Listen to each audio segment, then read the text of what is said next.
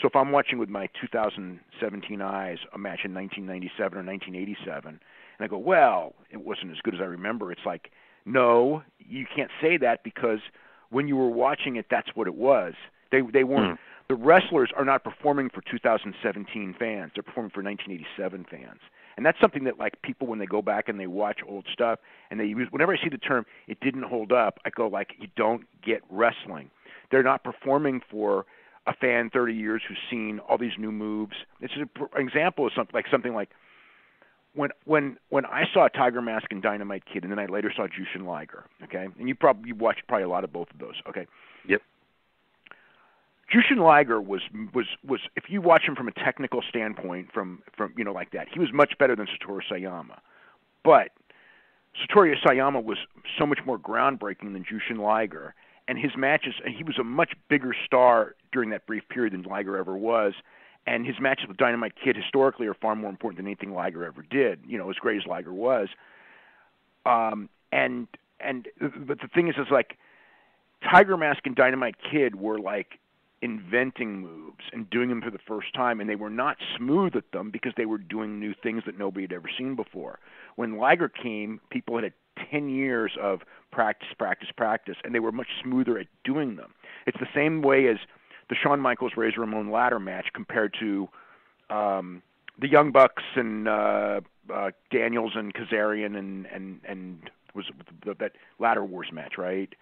It's like, if you really watch the stunts in the Ladder Wars match, I mean, it completely blows away Shawn Michaels and Razor Ramon. And but Shawn Michaels and Razor Ramon created the genre. You know what I mean? It's like they didn't have like 20 years of ladder matches to like come up with ideas. And the people in 1994 that watched Shawn Michaels and Razor Ramon were watching all this stuff for the first time, and they were going wild. And on that day, I mean, I remember the Shawn Michaels Razor Ramon match, and I remember the next day people going like, that may have been the greatest match of all time. And it's like, and I thought, I thought the Bret Hart Owen Hart match as a technical wrestling match on that same show was actually the better match, but nobody was talking about it then. I mean, not that they didn't say, everybody knew that was a great match too, but the consensus was Owen Hart and Bret Hart had a great match, and Shawn Michaels and Razor Ramon had the greatest match of all time. That was like the consensus on that day. And I remember going, 20 years, which is funny because it actually turned out to be, in 20 years people are going to look back and just go, why'd we go so gaga about Shawn Michaels and Razor Ramon? Because Bret and Owen's style would probably, that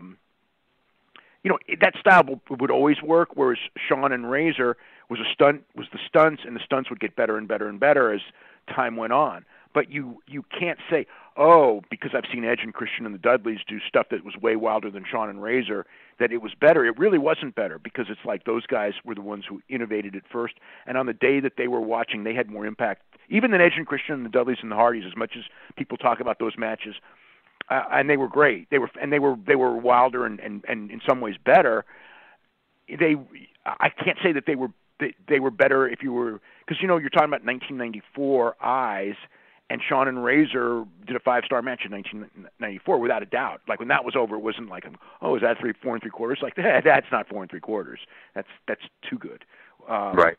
And when I watched the Young Bucks match, it was like, that's 4 3/4. But it was, it was way wilder and way crazier and way more dangerous than Shawn and Razor. But it's like they had 20 years, or was it 23 years, 22 years to, perfect something. And it's 22 years of past of an audience that's seen so much that if you replicated that, it wouldn't even be so great because it's 22 years later and new moves have been invented and stuff. But you can only rate a match for its time and its place. You can't go back and try to re-rate something from 1994 because those wrestlers are not wrestling for a 2017 audience.